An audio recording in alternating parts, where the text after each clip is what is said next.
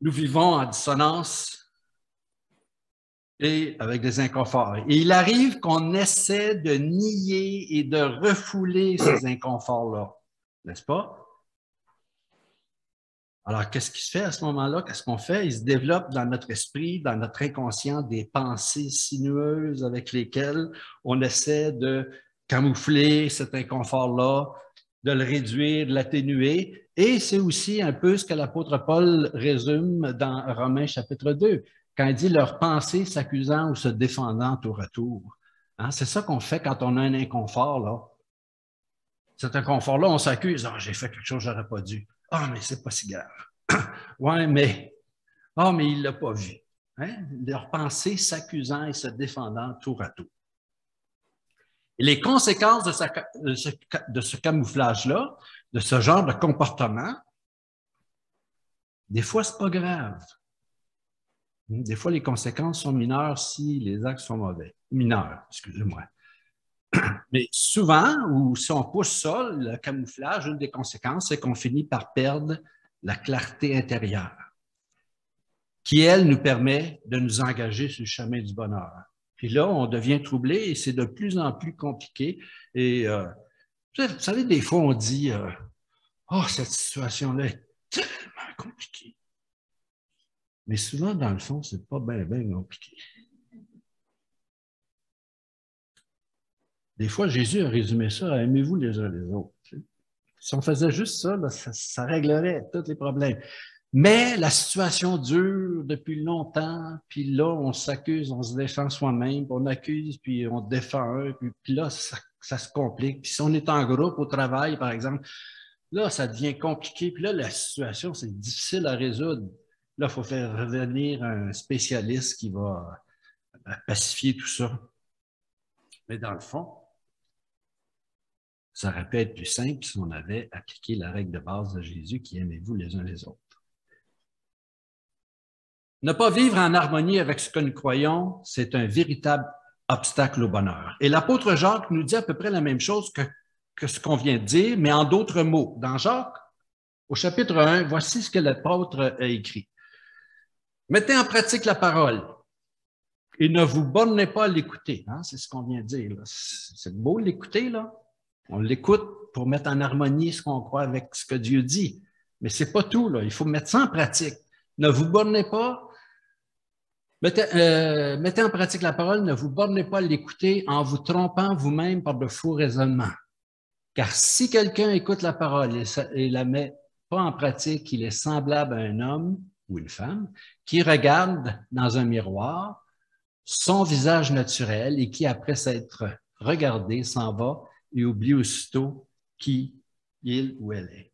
Alors, voyez-vous, la parole de Dieu nous instruit sur le chemin à suivre, nous indique le chemin à suivre, mais il est possible que l'on essaie de se tromper soi-même puis de ne pas mettre la parole en pratique puis de dire « ouais, mais… » Vous savez ce que je veux dire. Je suppose que vous savez ce que je veux dire.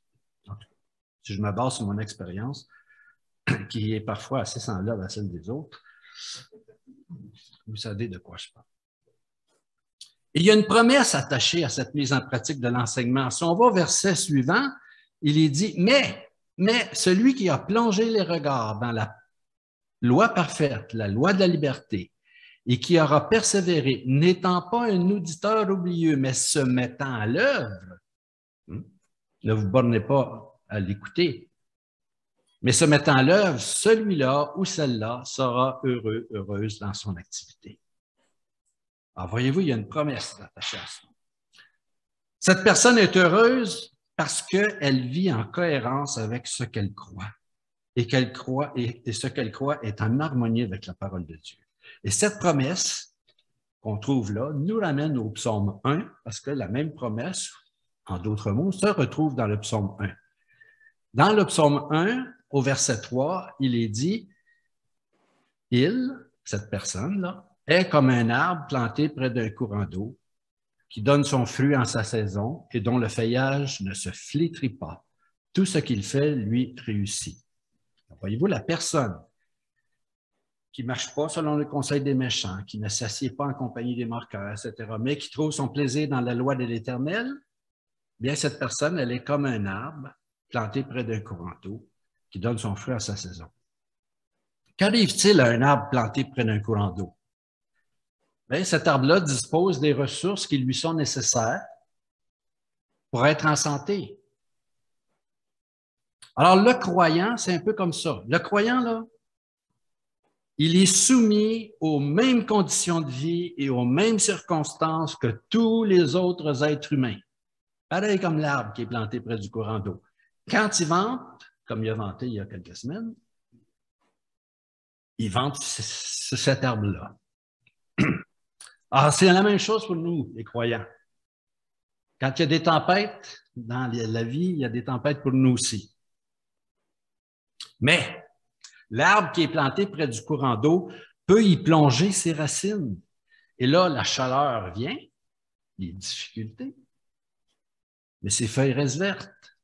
Non pas parce qu'il est à l'abri des épreuves ou à l'abri des difficultés, mais parce que ses racines sont plantées près du courant d'eau. Alors, même chose avec le croyant.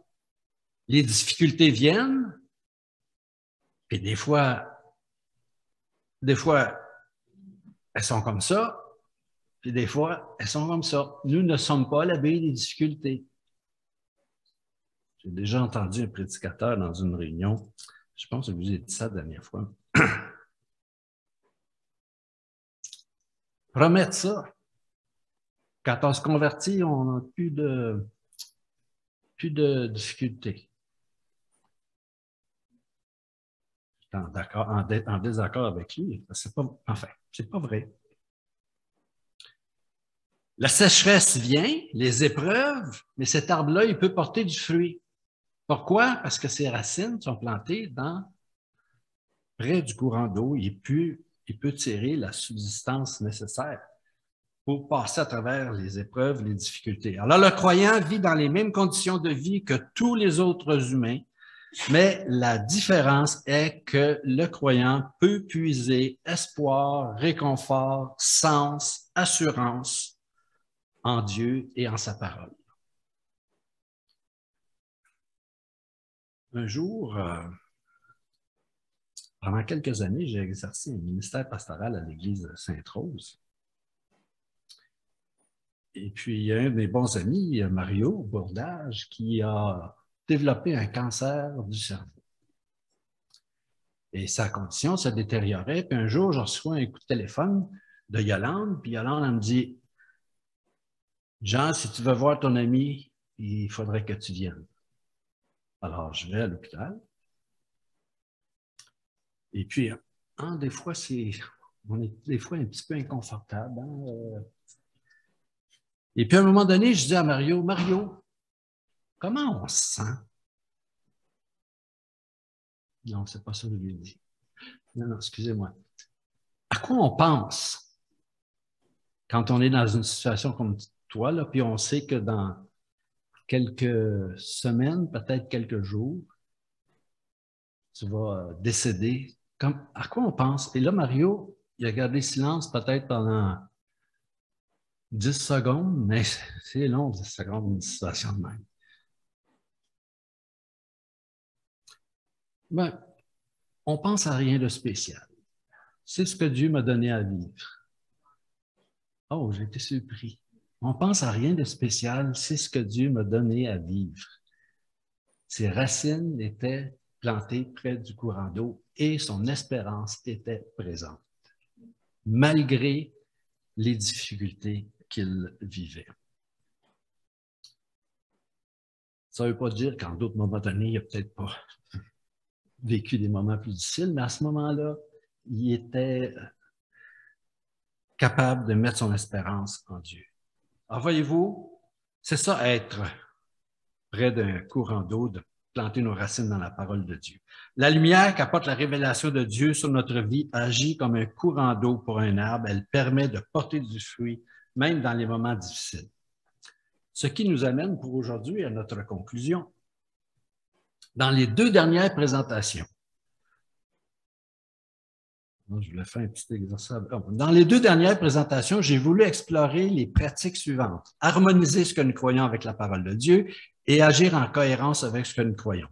Lorsque nous harmonisons ce que nous croyons avec la parole de Dieu et que nous agissons en cohérence avec ce que nous croyons, cela alimente notre communion avec Jésus-Christ. C'est ça qui contribue à cultiver les conditions du bonheur ou les conditions qui sont propices au bonheur. Rappelons-nous qu'harmoniser ce que nous croyons et nos comportements avec la parole de Dieu, c'est un ajustement constant, dynamique et progressif. Il n'y a pas de cesse à ça. J'ai accepté le Seigneur, moi, ça fait 51 ans, si mon souvenir est bon. Et je suis toujours en train d'ajuster ça. Toujours en train d'ajuster ça. C'est comme ça. Et Dieu peut nous donner le contentement. Et bien, le petit exercice que je voulais faire, je voulais juste vous demander, est-ce que vous connaissez d'autres passages dans les Écritures qui traitent de ça? Cette question-là, êtes-vous capable de faire... ça, c'est un travail des théologiens. Les théologiens, quand ils ont fini de faire l'exégèse, l'étude d'un texte biblique, là, ils se posent la question. Le texte biblique dit ça. Mais est-ce qu'il y a d'autres places ailleurs dans les Écritures où on parle de la même chose? Peut-être en d'autres mots, comme genre. Puis là, je voulais vous demander si vous étiez capable vous-même de faire ce travail-là, de trouver un... Ah? OK.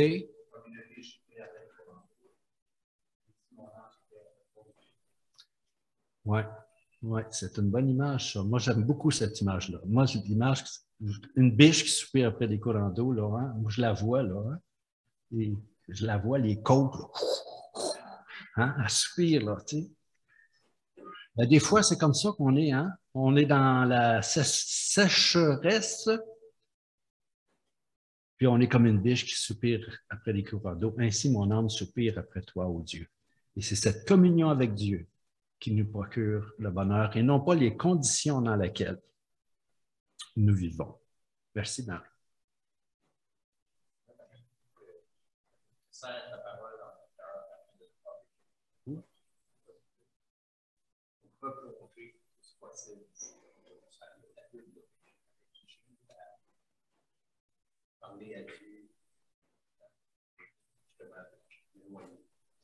Exact.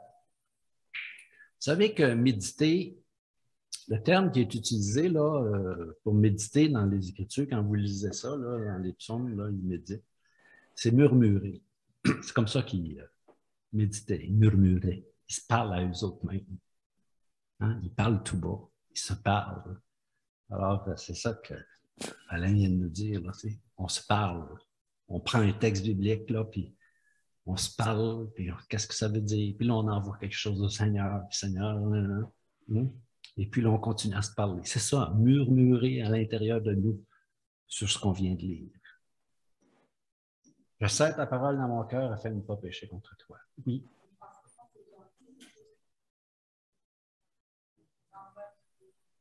Oui. Exact. Exact. Être attaché à Jésus. Celui qui m'aime gardera mes commandements. Alors, si on reste attaché, on va garder les commandements.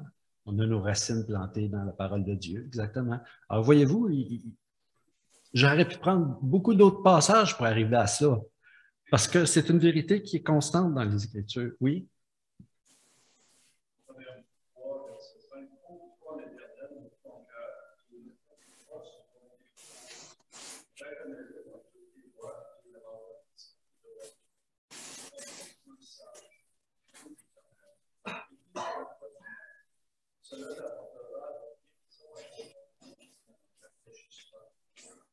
Excellent. Maintenant, je vais vous demander de relire ça, mais je vais faire un petit commentaire avant.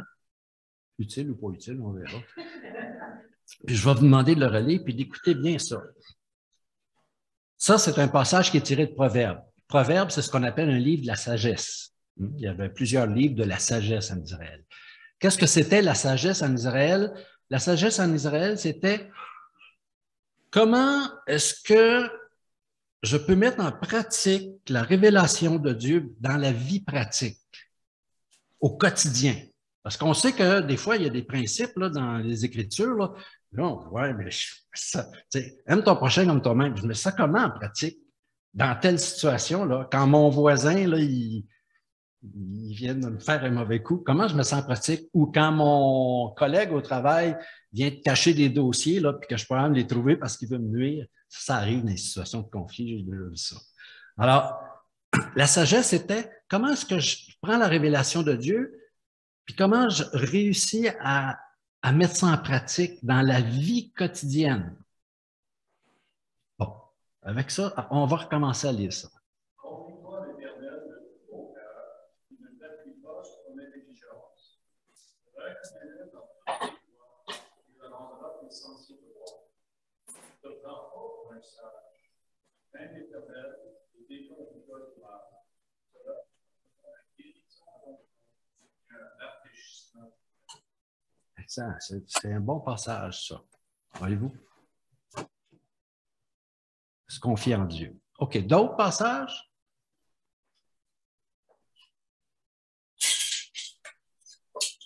Moi, j'en ai un que j'ai choisi. Là, je ne sais pas si je vais vous lire ou vous le chanter. Chanter.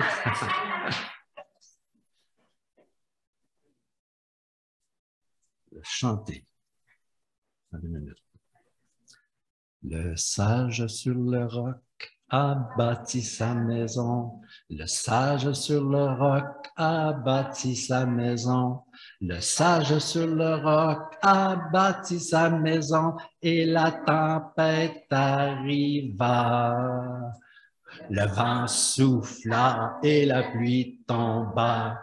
Le vent souffla et la pluie tomba. Le vent souffla et la pluie tomba et la maison résista.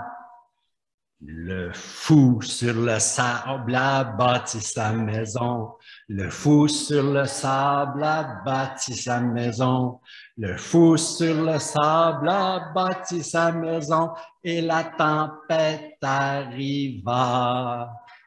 Le vent souffla et la pluie tomba. Le vent souffla et la pluie tomba. Le vent souffla et la pluie tomba et la maison s'écroula. Là, ça continue en disant, enfant sur Jésus, viens construire ta maison. Enfant sur Jésus, viens bâtir ta maison.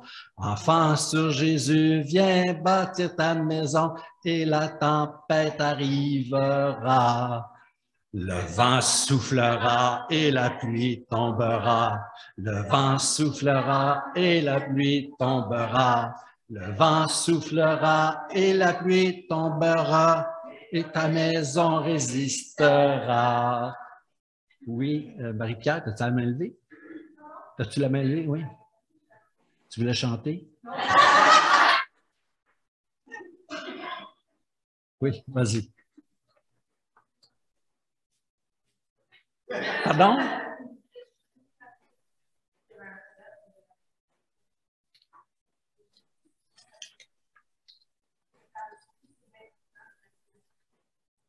Excuse-moi, je n'ai pas compris.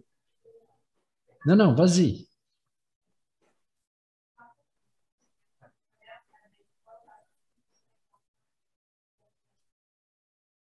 Oui, surveille ton cœur. Car il est la source de la vie, c'est ça? Oui. Et surveiller son cœur, ben, c'était comme Alain a dit tout à l'heure, enfin comme Marc a cité aussi.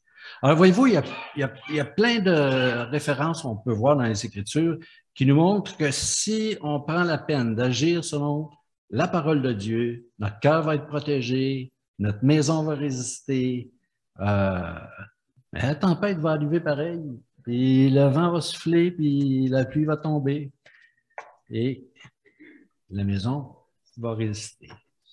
Puis d'un coup, qu'elle ne résiste pas. Non, mais il y a des histoires dans les Écritures parce que ça arrive aussi. En fait, c'est parce que la perspective de Dieu n'est pas la même que la nôtre. Hein? La perspective de Dieu n'est pas la même que la nôtre. Et puis, il y a des fois, il y a des choses qui nous arrivent, on dit, mais oui, mais Seigneur, tu avais promis que... Oui, mais sur le long terme. Sur le long terme. C'est là qu'il faut regarder et faire confiance à Dieu. Alors, l'équipe de louange, c'est ça? Oui.